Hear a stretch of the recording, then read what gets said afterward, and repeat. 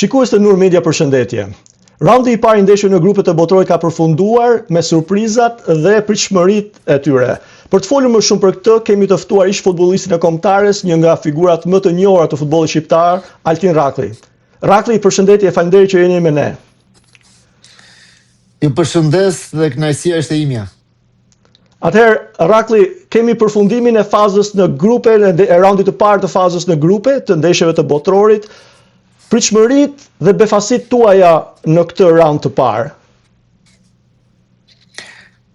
Derisa jemi te raundi I parë, nuk mund të flasim akoma për befasi dhe rasi, por shohim diçka, domethënë që të bë përshtypje, skuadrat e forta, pretendente si Spanja, Portugalia, Brazili, lën pikë kundër skuadrave modeste ose jo pretendente të themi direkt për titull. Megjithse unë kam I bindje personale që futbolli ditët e sotme është bërë I paparashikueshëm, çdo skuadër mund të fitojë, ti je favorite, por futbolli është bërë shumë I ngushtë dhe të gjithë kanë mësuar të luajnë futboll. Siç e thash, skuadrat pretendente si Spanja dhe Portugalia janë pretendente direkte për ta fituar këtë titull, ose Brazili, më fal se harrova. Tre skuadra shumë të forta me histori, me kualitete të jashtëzakonshme. Si duket stonojnë kundër skuadrave jo shumë favorite në letër. Dhe kjo tregon që në fakt ose këto skuadra janë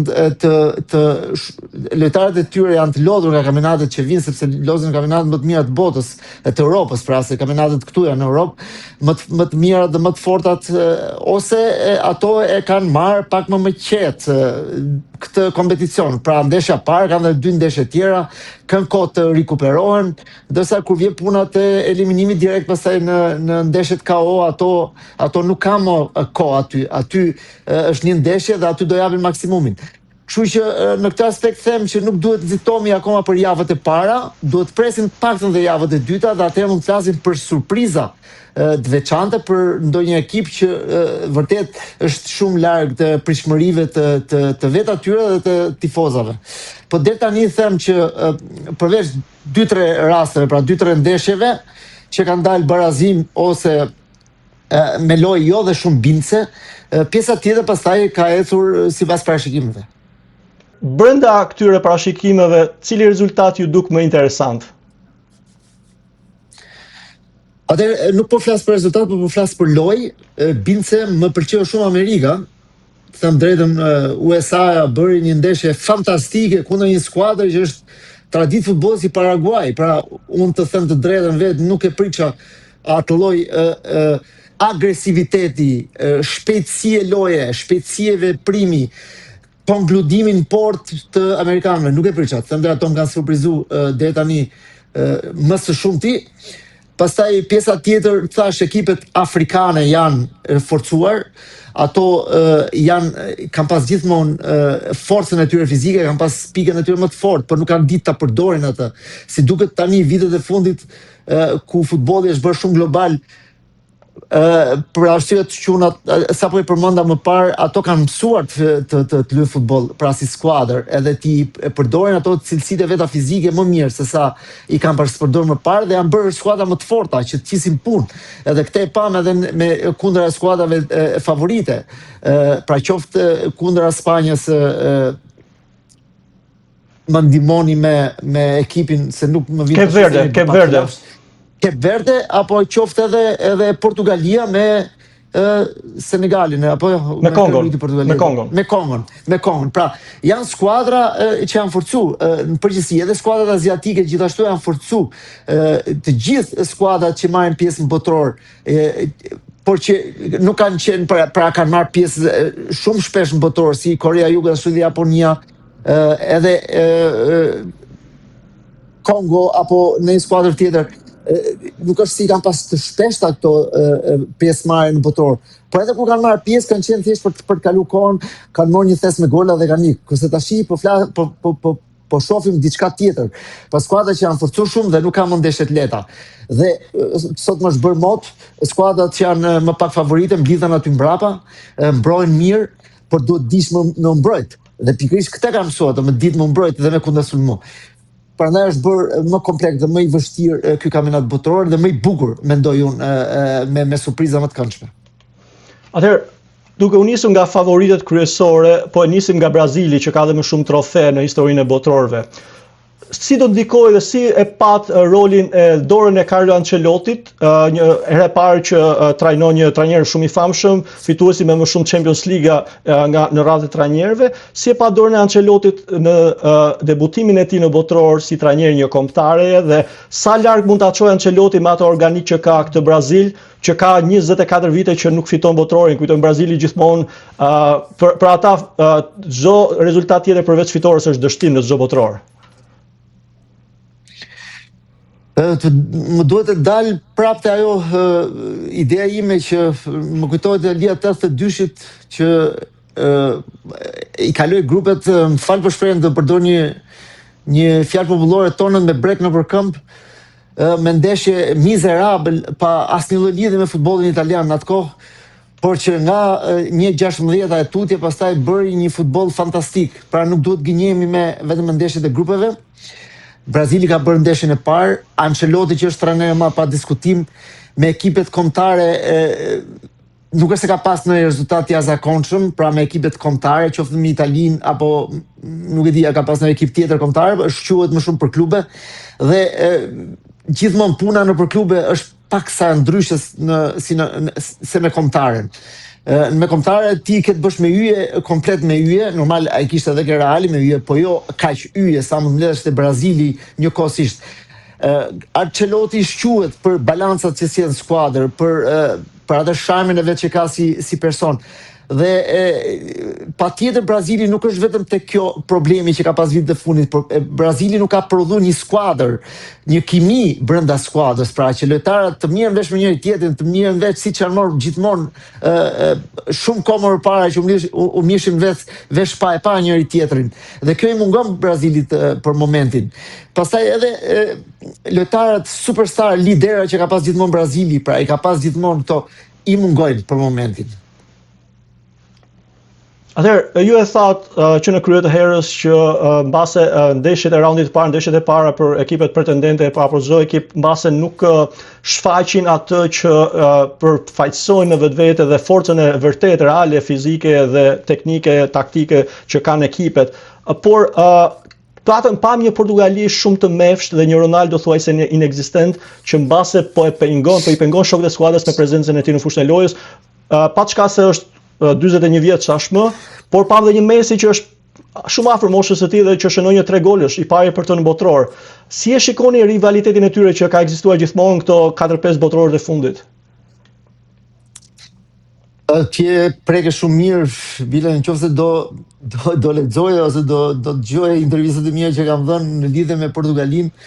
Ja kam thënë atyre, do të thonë një nga lojtarët më të mirë gjithë kohërave të futbollit, një njeri që një nga punëtorët më të mirë, sepse ai talent nuk lindi siç ka lind Messi, po ai u bë me punë me vullnet të jashtëzakonshëm edhe sot e kësaj dite, ajo që e mban ashtu fit, e mban puna dhe vullneti, por një gjë, sipas me gjithmonë opinionin tim, mund ta kem gabim, por nuk besoj, në qoftë se Portugalia ka një shans të dalë kampion bote, është pa Ronaldo. Sepse Portugalia lun parimisht me 10 lojtarë dhe jo me 11. Nuk mjafton vetëm dëshira, nuk mjafton vetëm egoja, leadershipi, organizimi i skuadrës që i tërheq skuadrën, nuk mjafton ajo për të animu skuadrën në aspektin fizik sidomos, në aspektin të shpejtësisë, mendimit, veprimit, e shumë komponent tjerë që ka nevojë loja e futbollit. Ronaldo është një pengesë për atë skuadër. Dhe ky trajner, për mendimin tim, ky trajner është gabim në atë ekip, është gabim, sepse ai trajner të lesh Ronaldo 90 minuta, heqësh Vitinjen, që ishte lojtari më i mirë në fushë, të heqësh Nuno Mendes, lojtari më i mirë në fushë, pa diskutim. Domethënë dy lojtarë më të mirë në fushë ti heq dhe le Ronaldon aty, atëherë ti nuk do ta fitosh ndeshjen, ose nuk e ke aberin asaj gjëje pra si trajner. Dhe unë për atë trajner s'kam simpati fare, pikërisht sepse jam i sigurt që ai ka ardhur aty fal Ronaldos, dhe sepse veprimi që po bën, pra duke e majt Ronaldon aty non stop, pa e zëvendësuar dhe e shef me sytë e vet, e shef çdo njeri që s'kupton edhe futbollin, që Ronaldo aty është pengesë për atë skuadër. Atëherë i bie domethënë që ai nuk është trajner që e meriton në skuadrë. Dhe e thash dhe herë, nëse nuk do heqë Ronaldon, Portugalia nuk ka shans. Vetëm nëse me fat mund të shkojë deri në 1/8. Nga ana tjetër Messi, kemi një Lionel Messi që shënon një 3 golësh, barazon rekordin e Miroslav Klosës për më shumë gola të shënuar në botror dhe ka dhe të paktën 2 ndeshje, por sigurisht që presin dhe më shumë që ta tejkalojë atë rekord. Si e shihni Messi nga ana tjetër që pak a shumë jemi duke folur për lojtarë të njëjtës mosh edhe konsumim, si të themi, gjatë gjithë karrierës së tyre? Atëherë dëgjoj, po t'i krahasojmë 2 lojtarët, Messi me Ronaldo janë 2 tipa të ndryshëm komplet. Ronaldo do hapësirë, Messi luan në 1 metër katror, në 2 metra katror, pra ka lindi tillë. Triblimet ai nuk e harron dot, edhe kur shkojë 80 vjeç ai do di tribloj. Problemi është këtu. Nëse ju e shihni me vëmendje, Messi nuk është ai Messi 4 vite më parë apo 6 vite më parë. Nga ana fizike, nga ana e shpejtësisë, ai bëri 3 gola vërtet, sepse ka aftësinë konkludive, ka ai pa diskutim fare. Por mu nuk mushet menja kur që Messi është në formën e vet fizike më të mirë se sa para 4 vjetëve ose para 6 vjetëve. Dhe në këtë aspekt do ta shohim Argjentinën kundër skuadrave të forta, sepse ato kishin përballë një skuadër shumë modeste si Algjeria, sinqerisht. Një nga skuadrat më dobta afrikane për mendimin tim. E qartë. Gjermania, le të ndalemi pak te Gjermania. Si e pa Gjermaninë ndonse me një kundërshtar jo shumë të fortë, por një fitore tenistike, gjë që e ka bërë për shembull në botërorët e fundit, në hyrjet e botërorit e ka bërë në vitin 2002 ku arriti deri në finale. A është ky një tregues që Gjermania po vjen fuqishëm dhe duhet parë si një faktor i rëndësishëm, mbas edhe pretendent për këtë botëror? Që Gjermania është gjithmonë faktor, ajo nuk diskutohet sepse Gjermani vetëm minutën e fundit dhe as minutën e fundit, sekondën e fundit lufton, vrapon dhe tjetër 3 gola mbrapa. Pra nuk dorëzohet kur, është një popull, unë jetoj këtu kaq vite dhe di shumë mirë domethënë këtë mentalitetin dhe karakterin e këtyre si popull, që këto pretendojnë dhe luftojnë deri në fund, deri në sekondën e fundit për të arritur diçka, kjo nuk diskutohet. Ai ka kualitetet, ai ka balancat, ai ka atë përgatitjen mentale, fizike, leadershipi, e ka stafin teknik në atë gjendje sa ta fitojë kampionatin botror. Për mendimin tim akoma jo.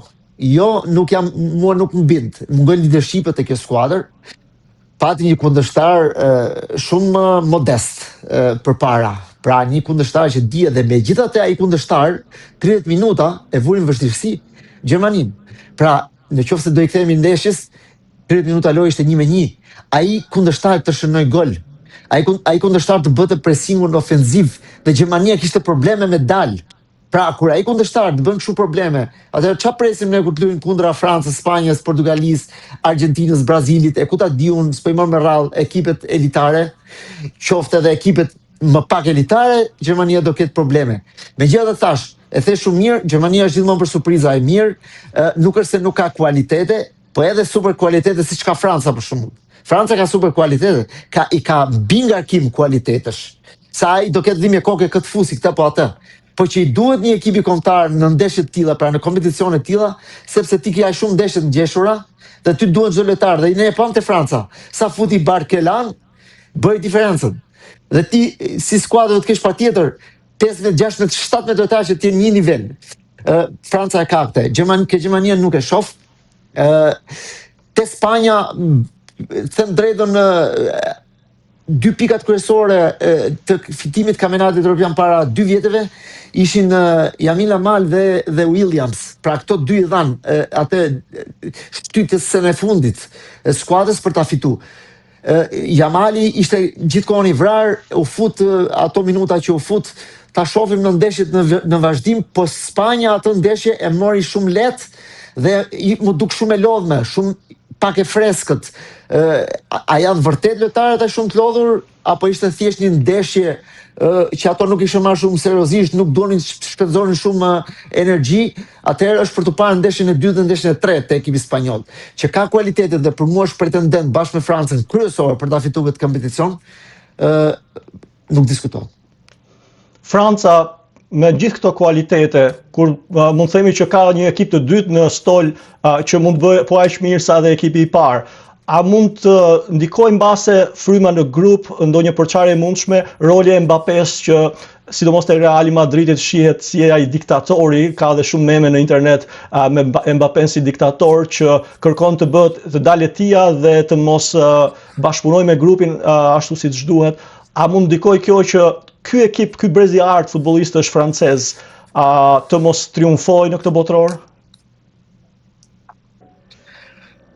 Sipas opinionit tim, Franca nuk do arrit kualifikohet në ndonjë ndeshje, qoftë kjo 1-16, 1-8, 1-4 apo deri në finale, gjysmëfinale, jo për këtë fakt, sepse paktën atë që pam dje në fushën e lojës pam një skuadër harmonike, një skuadër që kombinon, bëri një futboll kombinues fantastik me njëri tjetrin, një futboll të shpejt, një futboll që unë nuk e di ai trajner që luku nda Francës si del që t'i mbaj 5-6 lojtar, se mund të kesh 1-2 lojtar të shpejt ekipi kundërshtar dhe ti hajde ja gje pak a shumë mundësitë. Ne kishim Senegalin që ishte kampioni i Afrikës në fushë, por që ju hoq titullin me vonë. Domethënë, nuk ishte një kundërshtar i lehtë Senegali. Senegali është një nga skuadrat më të forta në Afrikë, pa diskutim, për na thash, dhe mënyra se si ato e zgjidhen sidomos pjesën e dytë. Tani mos pretendojmë që qysh pjesën e parë skuadrat tregojnë futboll bombastik, me raste me kuta diun. Pjesën e dytë skuadrat përdorin më shumë aftësitë e tyre teknike fizike se sa pjesën e parë. Se pjesën e parë çdo trajner dhe çdo skuadër më shumë run ato balanca, çef studion kundërshtarit. Dhe pjesën e dytë pam një Francë që bëri, aksione fantastike që është për t'i pasur frikë me ato lojtarë që ka. Sinqerisht, nuk e di si mund t'ja dalësh një skuadër me kualitete të tilla përpara. Dhe në rastin konkret them që për mua Franca është absolute bashkë me Spanjën, fuset e Spanjën aty. Anglia fitoi shumë pikë djetë unë me lojën që bëri, mënyrën se si e kishte përgatitur ndeshjen e, mënyra se si është qasë, ndjova dhe intervistën që tha, unë do luaj futboll sulmues, se anglisët nuk para kanë apliku, me çdo lloj trajneri që kanë pas ka luajtur futboll të kujdesshëm dhe për ne s'kan pas rezultat. Ato i kanë kualitetet, kanë forcën fizike dhe ky trajner po guxon me lujt lojë ofensive, lojë sulmuese, lojë agresive përpara. Dhe këtë ato e bën dhe dje me Kroacinë dhe tregon vërtet një futboll klasi. Psun 2 gola, mund psohen edhe 3 gola, kjo është pak defekt te ato. Gjë për shembull që Franca, edhe Franca në një moment caktuar Senegali i rrezikoi, por ndodhin te ekipet. Pra, në moment që ti rreziko përpara dhe ke forcë sulmuese të jashtëzakonshme, edhe mund të lesh pak asira mbrapa. Atëherë, me që u ndalët vetë tek Anglia me Kroacinë, a rrezikon Anglia me këtë skemë kaq sulmuese siç e tha dhe ju me trajnerin Tuchel 4-2-3-1 që kur të përballet me ekipe si Franca, Spanja, ndoshta Argentina, hipotetikisht për të fituar botrorin duhet përballesh paktën me njërin nga këto ekipe apo jo? A rrezikon që të ndëshkohet pas ashtu siç e ndëshkoi Kroacia me 2 gola, që Kroacia nuk është, le të them drejtën, nuk është më Kroacia e para 4 apo 8 viteve kur doli edhe në finale, është një brez që tashmë është mplakur dhe pam dhe Modric që ishte shkaktari i penalltisë parë dhe duke i hutuar, duke ai Modric i gjenjë në mes fush. Pra, kjo Angli, a mos është më e sigurt me atë skemën 4-4-2 që dikur Sven-Goran Eriksson apo Capello aplikonin, apo kjo risi me një Angli tepër sulmuese e Tuchel mund ta çojë deri të finishit? Po mendoj që ky është varianti më i mirë që ka zgjedhur trajneri, sepse nëse njeh karakteristikat e tij trajneri, ky është trajner që ka luajtur me çdo ekip që ka qenë, ka bërë lojë sulmuese. Ky nuk di të lojë ndryshe. Dhe besoj që edhe qëllimi i Federatës Angleze e vënies tij në krye të skuadrës, kjo ka qenë. Anglia ka luajtur gjatë gjithë këtyre viteve që në botrorin e fundit apo europian e fundit që ka pas sukses ose ka shkuar deri në finale. Ka luajtur futboll jo shumë sulmues, e the shumë mirë, futboll pragmatik, futboll domethënë duke siguruar mbrapa, por si duket edhe Federata Angleze ka kuptuar që ka ardhur koha të provojnë diçka të re. Dhe besoj kjo është mënyra më e mirë, pra trajneri i ri, sistemi i ri dhe ndeshja e parë, patjetër që ti shënon 4 gola, mund të psosh edhe 1, mund të psosh edhe 2. Ky është rreziku i kësaj, pa më ti shënon 4 gola. Dhe unë besoj që Kroacia nuk është skuadra aq e lehtë për të shënuar 4 gola. Pra nuk e kanë arritur shumë skuadra të shënojnë Anglisë 4 gola. Në këtë aspekt them që Anglia është në rrugën e dur. Atëherë, ju e tha që shumë shpejt dhe ndeshja e parë nuk përcakton rrugtimin e një ekipi. Kujtojmë që Argentina vetë humbi ndeshjen e parë në botorin që fitoi para 4 vitesh. Kjo ka ndodhur edhe me shumë ekipe tjera që në fund fare janë shpallur kampion. Gjithsesi, nga këto ekipe favorite, cilin shpat nga raundi i parë, cilin pat atë që u ambushi syrin që po ky ekip është aq i kompletuar sa mund ta fitojë botrorin? Për ndeshjet e para është vështirë më të krijosh një bindje, domethënë se ti duke i ditë kualitetet që ka çdo skuadër dhe pavarësisht kualiteteve skuadrat pretendente nuk i del ajo lojë që ti pretendon ose që ti pret, nuk mund ta humbësh direkt, domethënë besimin që kjo skuadër nuk arrin diçka. Unë nuk jam nga ata tipe, domethënë që humb shpejt besimin, unë duhet pres ndeshjen e dytë dhe ndeshjen e tretë.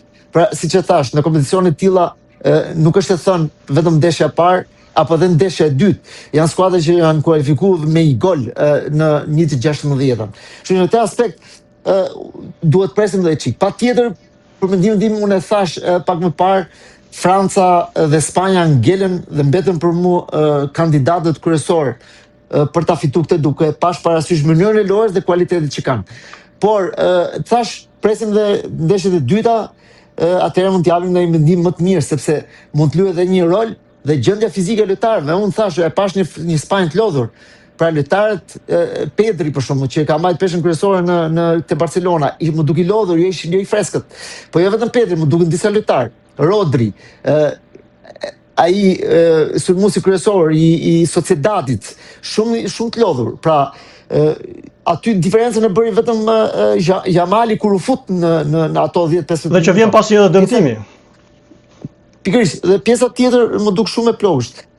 Megjithatë thash ta presim ndeshjen e dytë Spanjën dhe t'japim një mendim më përveç këtyre dy skuadrave, pastaj janë gjithmonë është Anglia, është Argentina, Brazili pa diskutim pjesë, por mund dalë edhe në një skuadër e dytë si Belgjika, Holanda, Norvegjia, po ka goxha element mirë, apo një skuadër megjithëse Maroku ka element fantastik, bëri një ndeshje fantastike me Brazilin.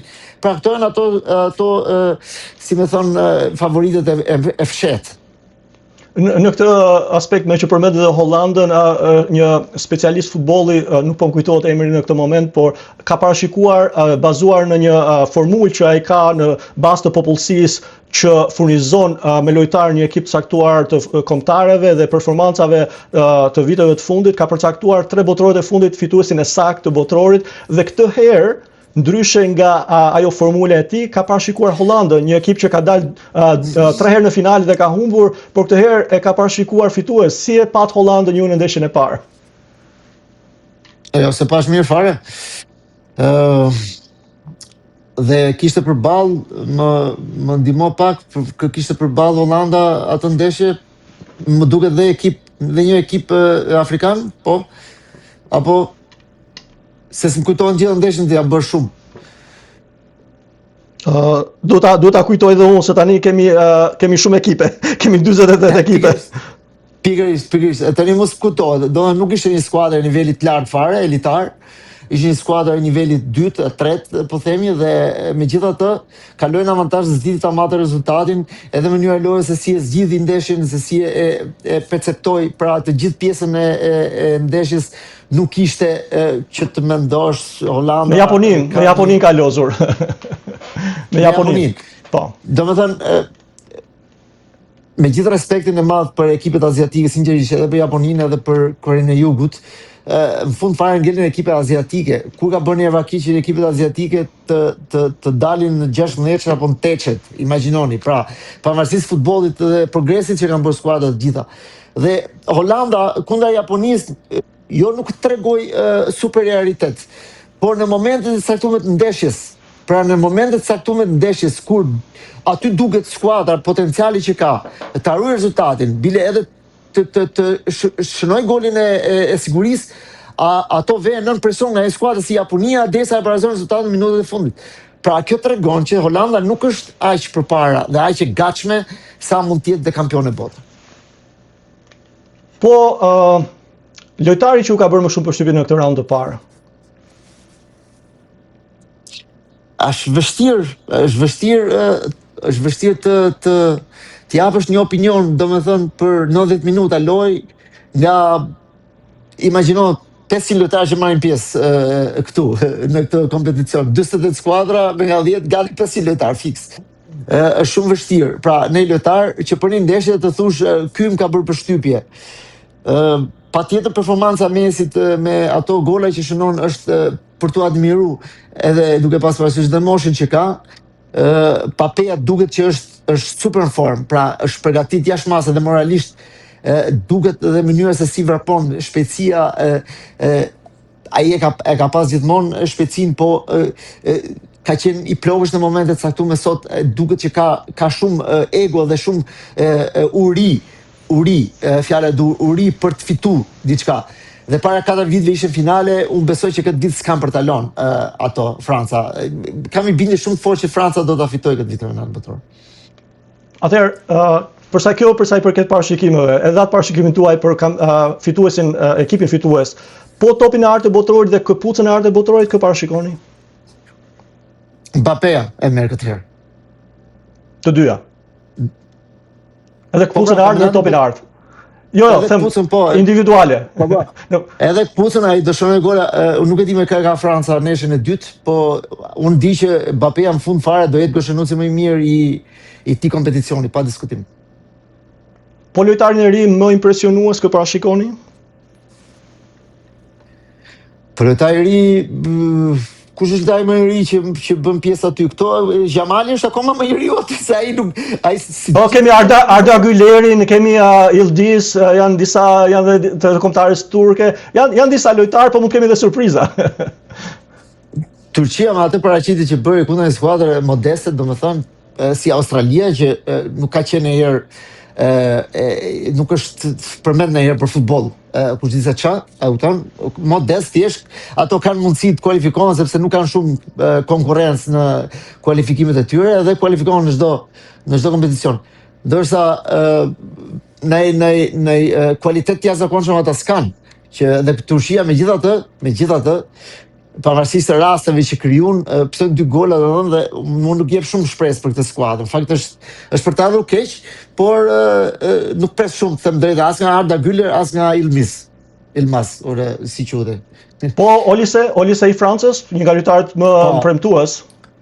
Po Olise nuk është më lojtar i ri, është gati 23 vjeç, apo jo, me sa di, 23-24 vjeç Olise. Dhe është patjetër, është mund të jetë surpriza e këtij kampionati. Por unë besoj që ai trajneri e fut në pozicionin jo vetë natyral, aty ku nuk jep shumë.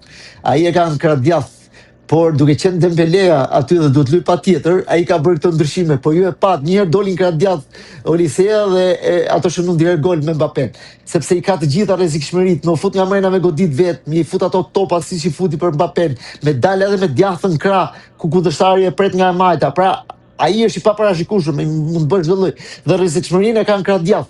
Trajneri e zgjidhi gabim dhe më duket se ai është në hall, se nuk mund të lejë dot Dembelen stol. Po, me sa duket duhet ta bëj televizje nëse do të ketë sukses.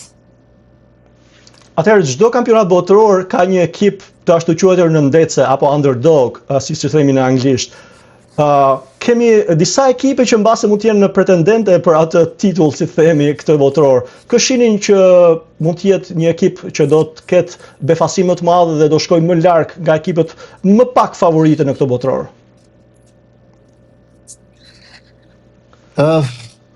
Unë i qëndroj Marokut, nëse do ketë një surprizë nga ekipet afrikane, vetëm Maroku mund ta bëjë surprizën, siç e bëri para 4 viteve që deri në kaçe. Ato mund ta bëjnë sepse kanë vërtet kualitete të jashtëzakonshme dhe kanë skuadra me balanca shumë të mira. Pjesa tjetër e ekipeve afrikane unë nuk besoj. Ato shpenzojnë shumë energji në ndeshjet e para kundër ekipeve të forta. Kam përshtypjen se ndeshjet e dyta do t'i humbin gjithë, se nuk do kenë më atë baterinë aq të karikuar sa, domethënë ju zbraz bateria ndeshjen e parë me gjithë bagazhin që dhan kundër atyre ekipeve elitare. Kështu që Maroku më shoh si skuadër surprizë pra. Po Norvegjin me Haalandin? Të them drejtën, nuk e di mjafton apo s'mjafton, sepse edhe ato patën përballë një skuadër i ka kualitet pa diskutim, po ngaherë ka të bëjë dhe eksperjenca dhe tradita. Norvegjia u bë sa vite që nuk bërë pjesë në botëror. Dhe pjesëmarrja ato e nordik nuk e kanë këtë kompleksitetin, nuk e kanë problem sepse janë nordik, janë njerëz tot.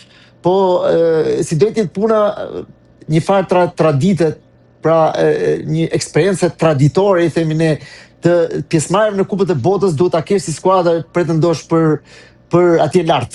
Kështu që më duket pak sa e vështirë që Norvegjia të shkojë deri në kaçer.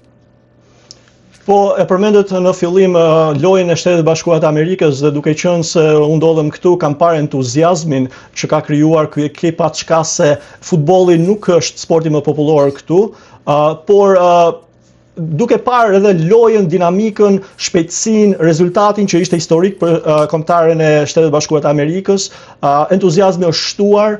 A e shihni të shkojë larg si vend edhe organizator, se duhet themi që faktori fushë ndikon, apo mbase shihni Meksikën dhe Kanadan si dy bashkë-organizatorë të tjerë që mund të shkojnë pak më tej në këtë turne? Jo, Meksikën dhe Kanadan nuk e shoh fare, bile nuk jam i sigurt do e kalojmë grupin. Për Amerikën jam i sigurt. Janë shumë faktorë që Amerika në radhë parë ka bërë një skuadër, ka një trajner shumë të mirë dhe ka bërë një skuadër shumë të mirë. Domethënë mënyra se si luajnë ato futboll, po ti shohësh nga ana teknike, pra unë që kam luajtur vetë futboll, e dalloj që ato janë një skuadër, ato kanë një rrezikshmëri të jashtëzakonshme, ato dalin përpara me 4 pasa, ato janë shumë të vendosur mirë në mbrojtje, kanë balancat e tyre në skuadër, luajnë shumë mirë taktikisht, janë të fortë në lojën në ajër, janë agresiv edhe përpara dhe në mes dhe në lojën tranzitore edhe mbrapa. Pra kanë shumë arsye dhe kanë shumë pika që ato po bëjnë domethënë të duken një skuadër shumë e fortë dhe shumë prandaj i shoh përpara. Domethënë grupi nuk e diskutoj, po besoj që do shkoj deri në teçe, do shkoj Amerika sipas mendimit tim. Atëherë ndalemi, mund të shkoj edhe më lart, po teçen e ka të sigurt them unë me këtë lojë që po bën. E qartë. Çerkfinali, gjysmëfinale mbase? Apo ka shumë konkurrencë? Konkurenca është e madhe, pastaj ekipet që dalin teçe të gjitha mund të arrijnë finalen. Kupton se janë kualitetet pastaj aty që luajnë rol.